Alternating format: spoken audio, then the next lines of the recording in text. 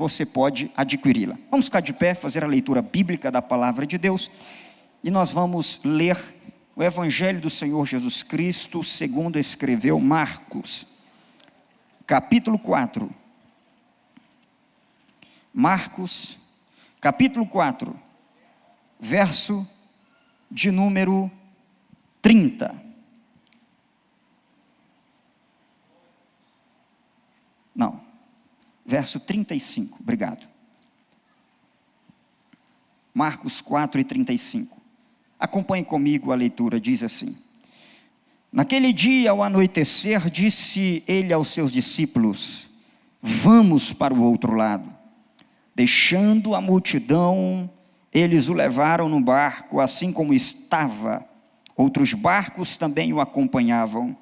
Levantou-se um forte vento, e as ondas se lançavam sobre o barco, de forma que este foi se enchendo de água.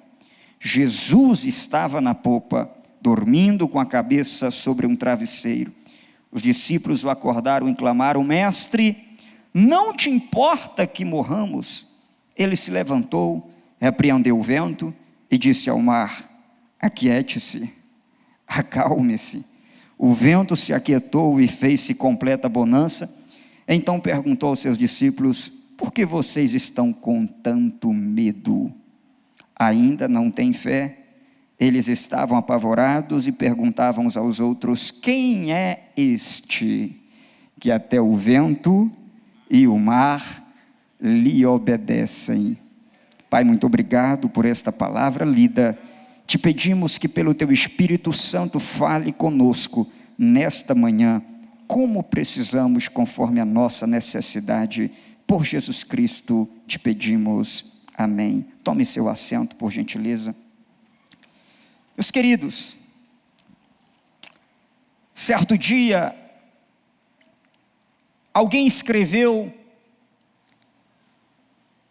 um texto com o seguinte título: A Noite Escura da Alma. E esse autor, que há alguns séculos escreveu esse título, A Noite Escura da Alma, estava se referindo ao fato de que durante a nossa vida, durante a nossa existência, nós passamos por momentos que muitas vezes, se nós pudéssemos escolher, nós não passaríamos por eles. Quando a gente pensa sobre a providência de Deus, eu costumo dizer que há dois tipos de providências. Quantas? Duas providências diferentes. A primeira providência é a providência fácil. O que é a providência fácil de Deus para a minha vida? É o dia de hoje. Quantos aqui levantaram, tiveram oportunidade de vir à igreja, não estão na UTI? Nós que estamos aqui, estamos desfrutando da providência fácil de Deus para a nossa vida hoje. Mas nem todos os dias é assim. Tem dias que nós vivemos a providência difícil de Deus. É aquele dia que você acorda no lugar onde você não gostaria de acordar. É aquele dia que você recebe uma notícia que você não gostaria de receber. E a nossa vida, ela tem momentos de providência fácil e tem momentos de providência difícil. Ninguém coloca na nossa agenda, ninguém marca o dia de ficar enfermo. Ninguém marca o dia de não conseguir dormir. Ninguém marca na agenda o dia de passar por uma aflição.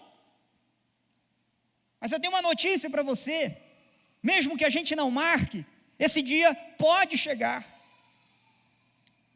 Agora eu tenho uma outra notícia abençoada no texto bíblico que você acabou de ler. O versículo de número 35 desse texto de Marcos, Jesus chega aos discípulos, e Jesus chega aos discípulos à noite. Ora, noite já indica alguma coisa. Noite é quando tem menos luz. Noite é quando a gente não enxerga muito bem. Noite é quando a gente optaria por não passar por determinadas coisas. Noite é a hora que a gente quer descansar. Noite é o momento que a gente gostaria de férias. Noite é o dia que você não gostaria de ser incomodado por ninguém e de repente chega algo que você não espera. Mas deixa eu dizer algo para você. A Bíblia diz, versículo de número 35, se puder projetar para a gente, que ao anoitecer Jesus chega para os discípulos e diz assim, e eu quero que você repita após mim só essa palavra: vamos. 1, 2, 3. Olha que coisa maravilhosa. Jesus chega para os discípulos e eles não dizem: vão, eu tenho uma providência difícil para vocês, lá no mar da Galileia, vão. Sabe qual é a boa notícia? É que se chegar uma providência difícil para você essa semana, Deus te dá uma palavra hoje. A palavra de Deus para a sua vida é: vamos. Pastor, não entendi. Tem diferença entre dizer vão e dizer vamos? Quando o pastor Gilson, como líder e homem que Deus colocou nessa casa para guiar o seu povo, estabelece um projeto, ele não diz vão. Quando nós nos dobramos, nos curvamos diante do Senhor, durante um mês de oração, ele não diz assim: vão orar. O Senhor Jesus não diz: vão para o dia difícil, vão para a noite complicada, vão para o dia que vocês não. Jesus diz: vamos, ou seja, nós temos a garantia de que Ele está conosco. E se Jesus diz vamos, observe comigo, o que significa isso? Ter a presença de Jesus, escute, ter a presença de Jesus não significa que nós não vamos enfrentar dificuldades nessa travessia. Eu vou dizer de novo, ter a garantia de que Jesus está conosco não significa que não poderão vir turbulências na travessia. Mas tem uma outra garantia. Se Jesus diz vamos, quer dizer que você vai chegar do outro lado. A garantia que você tem é que você vai chegar do outro lado. A sua família, nós estamos estudando esse trimestre sobre família. Logo mais vocês vão para salas abençoadas, professores preparados. Nós estamos falando sobre famílias. Convidamos você para participar nesse projeto, se engajar, trazer sua família. Não é sobre estudar acerca de família, é sobre ser família, estudando, aprendendo e sendo o projeto de Deus. Mas eu tenho uma notícia para você, boa e abençoada. Sua família não vai ser o que o inimigo quer que ela seja. Sabe por quê? Porque Deus, o Senhor Jesus, diz para você: vamos, e você tem a garantia. Vão surgir dificuldades na família? Vão surgir dificuldades talvez no relacionamento? Vão, mas eu tenho uma garantia: o projeto de Deus é que vai prevalecer na sua casa. Mas tem uma outra lição. Verso 36. A Bíblia diz assim: deixando a multidão. O que a Bíblia diz? Deixando a multidão. Eles fizeram o quê? Entraram no barco com Jesus, diz o texto. E aí o Espírito Santo falou algo no meu coração, especialmente, pastor Eduardo, quando a gente fala de família. Não dá para colocar família, Jesus e multidão dentro do mesmo barco. Dentro do barco, eles decidem levar Jesus, e a Bíblia diz: deixando a multidão, eles o levaram no barco. Ou você leva Jesus, ou você leva a multidão. Se você decidir por Jesus, você tem que deixar a multidão para trás. Nós tivemos aqui no congresso uma palavra abençoada, interessante, sobre o que você está disposto a deixar. O evangelho não é sobre o que a gente conquista, é sobre o que a gente renuncia.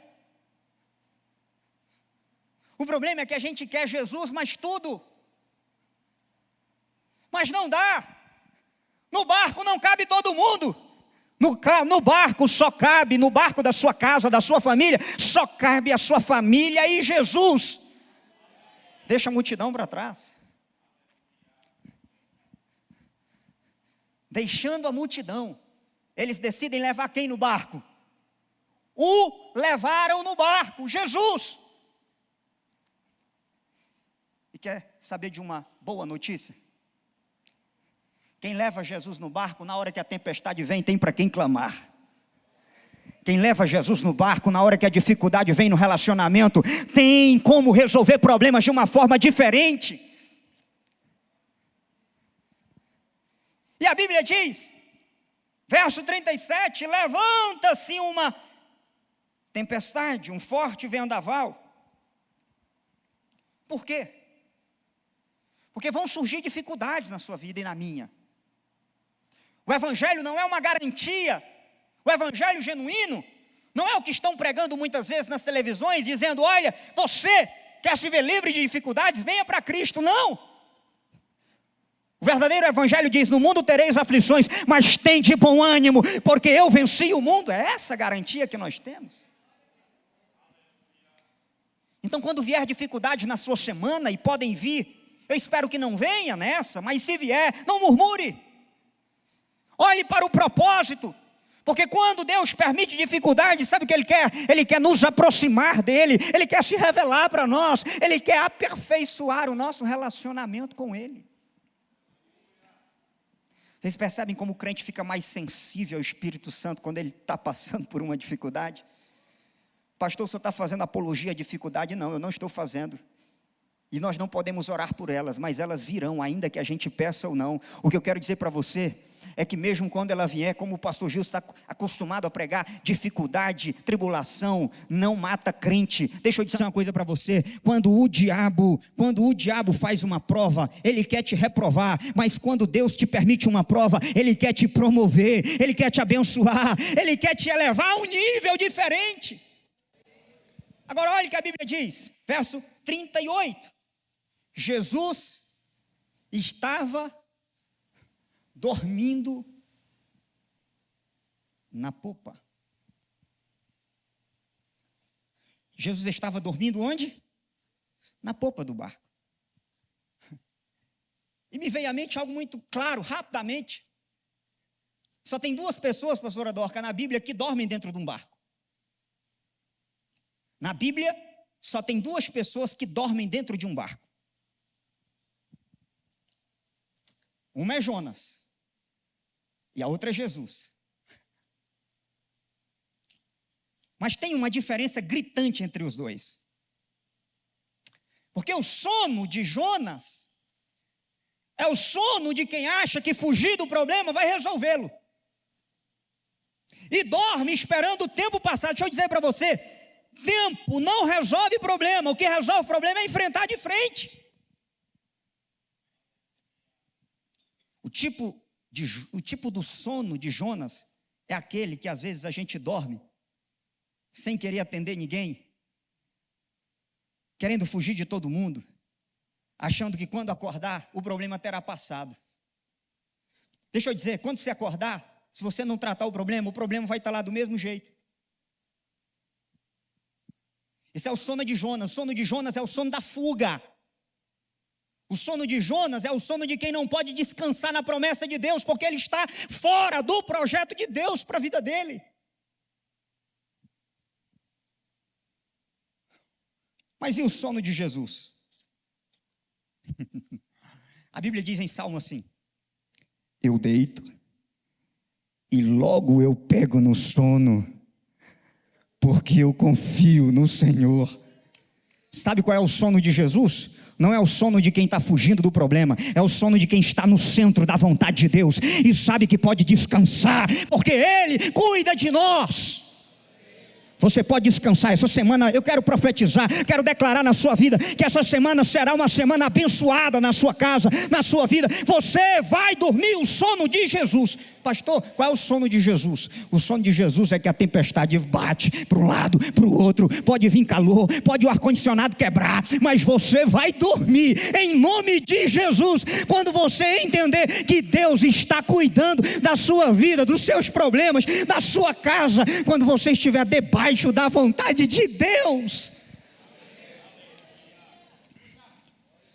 e Ele pode te curar. Quem acredita que Ele pode te curar? E você pode prescindir desse remédio que você está tomando. Pastor, você está mandando largar remédio? De jeito nenhum, eu não faço isso. Eu não posso, eu não tenho autoridade para fazer isso. Mas se Jesus te curar, Ele vai dizer: levanta o teu leito e anda. Larga essa muleta. Quem fala é Jesus. Para terminar, versículo de número 39. Aí a Bíblia diz que Jesus olha para o vento, olha para o mar, e Jesus dá uma palavra para cada. Jesus, em certos aspectos, quem conhece o pastor Gil sabe que ele é um homem de Deus objetivo. Jesus era objetivo. Jesus dá uma palavra para o vento e uma palavra para o mar, está resolvido o problema. Jesus diz assim, para o vento, aquiete-se. Para o mar, acalme-se. Pronto. Não vai contar história, vai enrolar, vai florear a coisa. Não, Jesus disse, eu só tenho uma palavra para esse problema aí. Vento, aquiete-se. Mar, fica quieto. Eles ouvem. Basta uma palavra para o Senhor. Deus pode resolver o seu problema, Deus pode resolver a sua história, basta, Ele não precisa de duas, Ele não precisa de três, basta uma palavra, tem uma música que diz apenas um toque, eu poderia parafrasear e dizer apenas uma palavra, Ele diz, haja luz, pronto, houve luz, uma palavra Ele vai iluminar tudo. Agora, olhe o versículo 40, Jesus diz assim, Ele acalmou o vento e a tempestade, sim ou não? O mar e o vento foram acalmados, sim ou não? Ele disse, vento, aquiete-se. Mar, fique calmo. Isso aconteceu na hora. Mas agora vem uma coisa que eu não entendi inicialmente, entendi depois. Jesus vira para os discípulos e fala assim, por que vocês ainda estão com medo? Escute isso. A tempestade fora foi acalmada, mas ainda tem uma tempestade aqui dentro, ainda tem um furacão aqui dentro, ainda tem uma ventania aqui dentro. Às vezes Deus já demitiu uma palavra sobre a situação na sua vida, mas você ainda não consegue dormir, você ainda não consegue descansar, por quê? Porque você ainda não abriu os olhos da fé para contemplar que Deus já entrou com providência na sua história. E às vezes, é mais fácil, não que para Deus haja alguma coisa difícil ou impossível, mas Deus não entra sem ser convidado em lugar nenhum. Jesus é cortês. Às vezes Ele resolve o problema que está fora, mas você não quer dar acesso para Ele acalmar a tempestade dentro da sua vida, dentro da sua mente. Você acorda de manhã, teus músculos estão doendo, porque parece que você passou a noite inteira trabalhando na academia. Por quê? Porque você não consegue descansar no Senhor, tem uma tempestade dentro de você.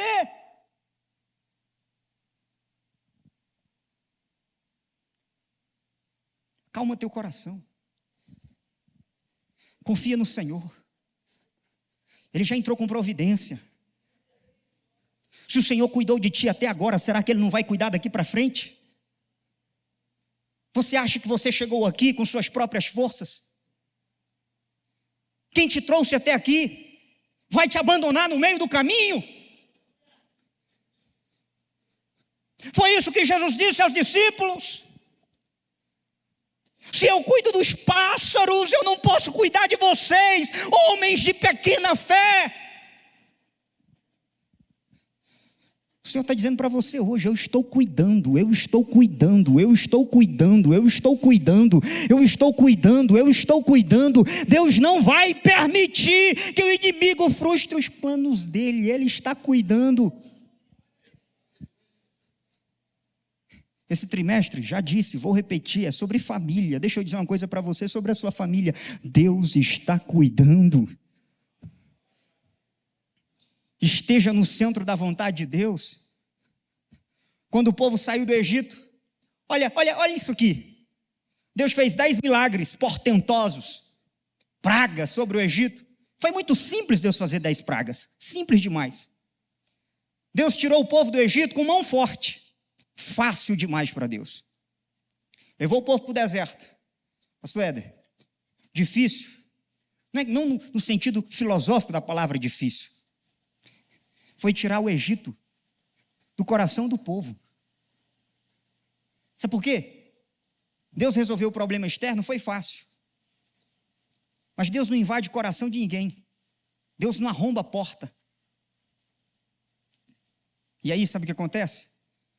Vai ser um processo para tirar o Egito do coração do povo. E é isso que a Bíblia traz para mim e para você como reflexão nessa manhã. O trabalhar de Deus na minha e na sua vida tem que ser um trabalhar de dentro para fora e não de fora para dentro. Tem tempestades que para o Senhor resolver basta uma palavra. Mas a tempestade que Ele também quer acalmar hoje não é a tempestade externa. É a tempestade que está dentro da tua casa, ou até mesmo dentro da tua mente, ou dentro do teu coração. E Ele vai acalmar. Eu quero orar com você. E já chamar o pastor Gilson aqui. Pai, apresentamo-nos a Ti. E Te pedimos, ó Deus, que esta palavra fique guardada em nossos corações. A fim de que hoje tenhamos a certeza, a convicção de que o Senhor cuida de nós, de que o Senhor cuida desta obra, de que o Senhor cuida das famílias deste lugar, de que o Senhor está com a tua mão estendida sobre as famílias desta casa e nós oramos por elas. Pai, nós não somos melhores do que ninguém, mas nós entendemos que a melhor forma, ó Pai, de estar na tua presença não é fugir dos problemas, mas é encará-los. E então confiar que Tu estás no nosso barco. Porque quando o Senhor está no nosso barco e abençoa a nossa família,